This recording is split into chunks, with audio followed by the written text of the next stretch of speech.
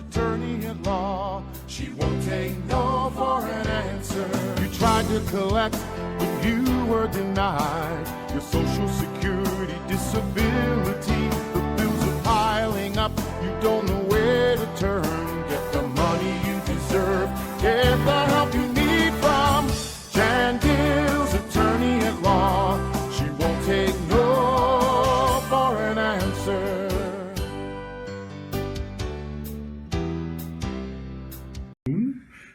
All right, everyone. Thanks for joining us today for our VA Disability Q&A. We're currently sitting here with Devon Burnfield and Jess Hacker from our VA Disability team. Now, you guys know Jess. She's done these videos before, but you may not know Devon. Devon's a case manager, but I want to give him a minute here while everyone's joining us to tell us a little bit about yourself. Like, what do you do here and how long you've been with the firm? What are your hobbies? Biggest fears? I'm currently VA case manager. I have been here almost 2 years. Oh. I've been, I started out when I first started here, support specialist for VA case managers, so kind of doing behind the scenes work, paperwork, status inquiries, things like that. And then I've been, like I said, case manager currently. Outside of here, I like to travel, write, be outdoors generally. You just got back from the beach, right? I did. Oh, very nice. So, Devon, what do you like best about being a case manager? I know it seems like a generic answer, but I really do just like to be able to help through the process. And because it's something that you don't realize, that sometimes the system isn't the best, as far as there are pieces of the system that are not the best laid out or whatnot, and so it's nice being able to, us having experience, to go through and know how the VA works and the things that, and being able to assist the veterans through that process. Well, I run our social media, and I got a lot of good compliments about Devon all the time and Jess both, so they are good at what they do. Go give us a review. Yes, you want to review us on Facebook. Now, you guys know Jess, of course. Jess has done probably 4 or 5 of these already. Oh, yeah. But it's been a little while since we did it's a been a while. VA Facebook Live. Anything new going on? Big plans for summer? Yeah, we're going to the beach. Can't wait. Nice. Get away a little bit, so I'm excited about that. You guys could have asked me to go with you. Kidding. Yeah, Jess is, of course, our team leader, so she's had a little bit of every position here. Tell us just briefly what you've done, in case we got new listeners or new viewers. Yeah, whenever I very first originally started the firm 7.5 years ago, I started out in our reception department. I worked there for about 2 months, and I transitioned into our VA line of business. We were much smaller back then compared to we are now, because we're growing, so we can help our clients. I was an intake specialist for about 1.5 years. Then I transitioned into case management. I've done appeals, I've been a hearing clerk, I've done C-file review, pretty much done it all. Awesome. Well, we do have a few people watching right now. We want to encourage anyone who's watching who may have a question. Don't hesitate to comment below. We'll review it and possibly answer it live on the air. To prepare ahead of time, though, we've taken a few questions that people have submitted from the last broadcast as well as from the past few weeks. And since this is Devon's first time, we're going to go to him first. Yeah. But it's an easy question. I think he knows this one because it's his job. What does a case manager do, and how do you help a veteran with their case? As far as the things that we do, again, I said it earlier that there's a lot of tricky things, and sometimes it can be a process. So it's a lengthy process, and so it's nice that we're able to assist a veteran and our client through that. So really, generally speaking, navigating through the process, filling out those paperwork. The veterans normally receive correspondence before we do. We respond to those correspondence, submitting the evidence that the VA is asking for, things to that effect, as far as we file claims, we gather the evidence that is needed, review over that information, correspond between the attorney and the client, kind of being able to get those questions answered for the clients and get it back to them. You're kind of like the go-to person for the client. Also very important, sorry, I just kind of chimed in there. Also a very important position that Devon and all the case management, I mean our whole entire staff does, is with the case management, whenever we would get the veterans claims file, our review team, they do a complete analysis over the file, and our case managers call the client and go over that with them. So their job is very important, along with all of our other staff and all of our other positions. So we're very grateful for them. I think it gets lost sometimes how much a case manager does, and that's why I don't know how long we've been doing this. Not more than a year, if I'm not mistaken. But Jess, you can correct me. Every veteran now has 2 case managers, correct? Yes, we identified that we want to make sure we give the best customer service possible. So each section does have 2 case managers. So you have 2 case managers that are available for you at all times. And Devon, who's your partner? Bethany. And you guys are a great team. I feel like you complement each other really well, so that's awesome. Well, thank you for answering that. Your first question went extremely well. Now we're going to throw it to Jess. And this was on my mind recently because I had a massive headache, and I couldn't function for most of the day. And it made me think about how a lot of our veterans have issues with headaches also. Why are headaches such an issue for veterans, especially more recent veterans? And what can a veteran do to document their headaches for a claim? As far as headaches go, our Gulf War veterans are the ones who experience a lot of the headaches. Not saying that any other veteran doesn't either, but it is a presumptive and undiagnosed illness of Gulf War syndrome. So if a veteran is experiencing headaches, a lot of the time they don't even realize that they can file a claim for it, especially if they were considered a Gulf War veteran and they're in one of the countries that the VA recognizes. So documentation is very important. Definitely want to make sure you get treatment. The only thing is with headaches, since it is considered an undiagnosed illness, you don't necessarily have to show signs of it in service, but it's something that is helpful, that would help you. But you can fill out like a headache log. A lot of the more severe types of headaches and what the VA rates headaches on, it is based on the frequency of them, whether or not they have prostrating attacks. It just really depends, the severity. The more severe the headaches, the higher rating that they are going to receive. So, and that's something that's taken me a few times, like just how severe these headaches are for these veterans. Yeah. Because I thought I had migraines, and it turns out it's like some of the descriptions they've given me is just, it's intense, and you just can't help but feel for them. And it's difficult because you mentioned logging, which is a great idea. It's kind of, but you can't really go to the doctor when you have a headache necessarily. Right. That's one of those things where, like, if it's a flex issue with your knee, that's something they can see. But a headache is more subjective in a way. Yeah, you don't necessarily have, which is for Gulf War veterans, but if any other veteran, if you had signs or symptoms of migraines, headaches while you're in the service, everything's still rated under the same rating code. So it is important that you document that.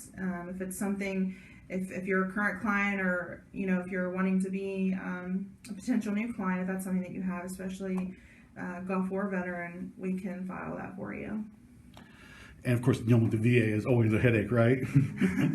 It is, but we're thankful that they do what they do. But we're like the Tylenol. Yeah.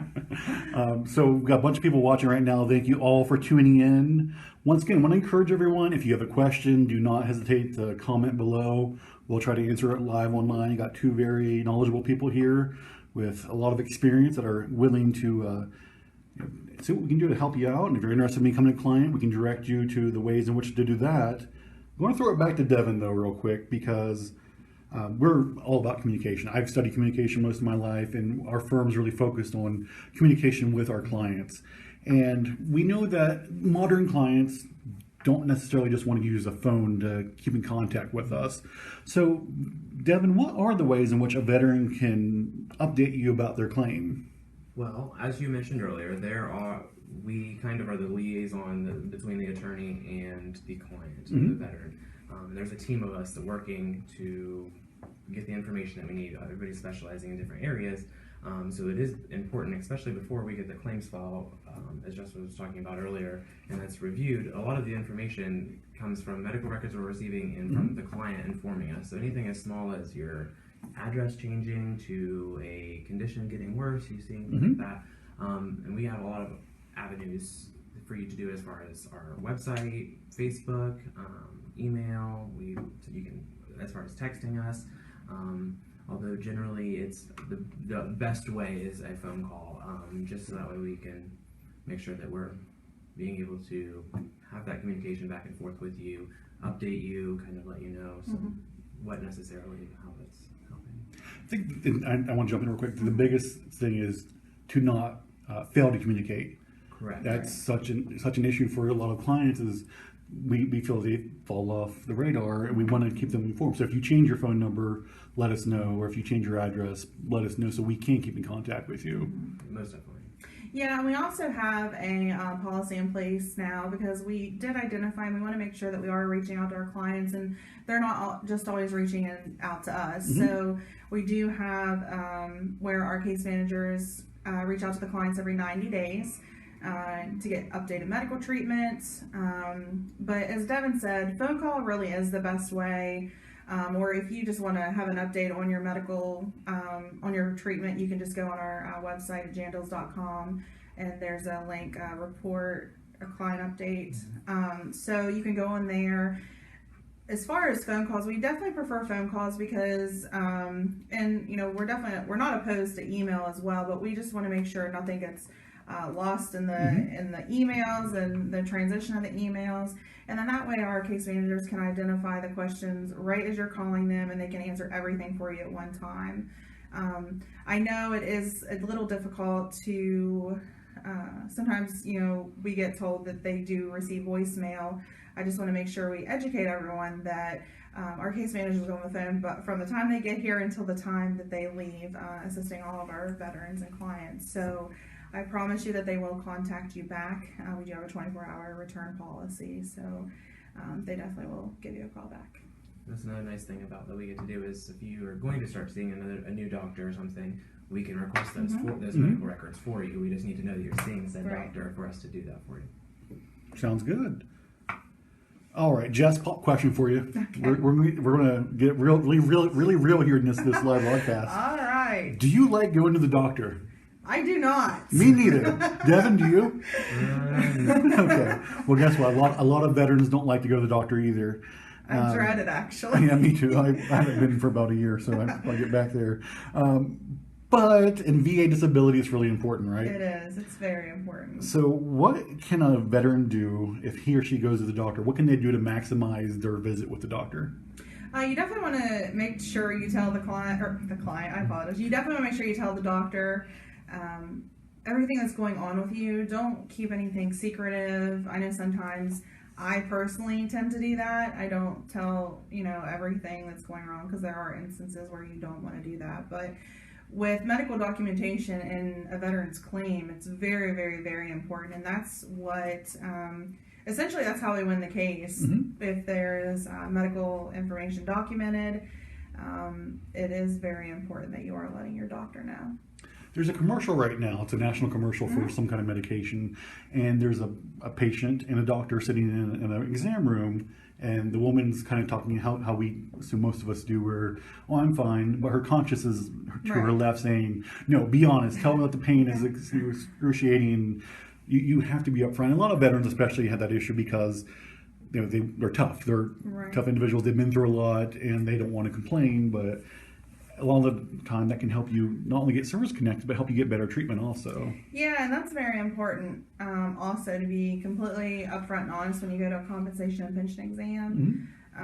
We can't tell our veterans, what to say or what to do. We just explain, just be upfront and honest and open with them. That way they can identify whether or not if it's service connected or if they deserve an increase based off the just based off the severity of the condition. So sounds good. And usually the doctor visits aren't that bad. No, they're not bad once you get out of there. Yeah. Usually you feel relief afterwards. Like once you're finally in there, it's like, okay, I can do this. All right. So Devon, we're going to shoot back to you now. We did a Social Security Live recently, and a lot of people had questions about being able to work. And obviously, Social Security disability is a lot different from VA, but a lot of veterans have that same question too, because there's just not a lot of great information out there about VA disability. So my question to you is, can a veteran work and still receive VA disability compensation? The general answer is yes. As far as if you're not pursuing a claim for individual unemployability, you can work, and it has no bearing on your VA compensation. As far as if you are pursuing a claim for individual unemployability, it's something that you cannot work, in which individual unemployability, you should only be pursuing that if you're unable to work due to your service-connected disabilities. And so that's something that if you are not working, or if you are working, you can't, excuse me. If you're working, yeah. If you're working, what the VA does with the individual unemployability, they determine if you're unable to work due to your service-connected disability claims. They evaluate you to see if you can sustain gainful employment, because there are many people that are unable to, based off the severity of their conditions. There are certain criteria that you have to meet to receive individual unemployability, and if that's something that you may have questions about, please feel free to give our office a call and we can help you with that. Sounds good. Once again, anyone who's watching, if you have a question about VA disability, do not hesitate to give us a quick comment. Like I said, we'll try to answer it online today. If you watch us during the repeat, though, we might answer it next month when we do another live session. We do have one last question here, and I'm going to shoot it back to Jess. This is, when you're down on the first floor, you're sitting next to intake like I do all day, you'll hear some questions that they ask the veterans, and it throws me for a second. And one of those questions has to do with how many jumps a veteran had in service. And I'm like, well, why do they ask that question? And like, well, Jess will know the answer to that. So I'm going to take advantage of our time today for you to answer that question and teach me a little something. Yeah, absolutely. A veteran who has a parachutist badge, because whenever they're in the service, they did a lot of jumps, or if one of their military occupations where they jumped out of planes, helicopters on numerous occasions. One of the reasons why they ask that is because when you're continuously jumping high from the sky, you don't necessarily have to have the injury occur exactly the time that you're in the service. Over time, the conditions can worsen. You can have back problems, you can have knee problems. We see one of our most common ones are knees or back. So in that instance, you don't actually have to have a diagnosis of that condition while in service, but we can look into your records and try to prove that due to your jumps that you had in service, you developed knee problems, you developed back problems, and we see a lot of favorable cases in regards to that. I've talked to a few veterans, and thank you for that answer. That really makes a lot more sense to me now. I've talked to a few veterans who were parachutists, and the biggest misconception out there that a lot of the public has is it's like skydiving, and it's not like skydiving at all. And it is not. I've heard some stories like, my goodness, the force that these men and women hit the ground with is incredible, and no wonder they have issues later on, because I mean, and I don't know the math, but it's so much force that almost your body's not designed to do that, essentially. So, all right. Well, that was the last question we had. I do want to mention real quick, Devon, the book there in front of you, that's our VA Disability Guide. That is free to anyone who wants it. So if you're watching this and you want to learn more about VA disability, go to our website, fightforvets.com. That's the word fight, 4vets.com. You'll get a free copy of that book just by submitting an info form, and we'll ship that out to you. Or there's an electronic copy if you wanted to read it today. It's very educational too. It talks about the VA process and how it works. When Jan wrote this book, we wanted to make sure we were educating our clients. We have the education, so we want to make sure that you all have the education. So definitely go on there and fill it out. It's a great read. Sounds good. We appreciate everyone who watched today. I saw there's a bunch of people at different times watching.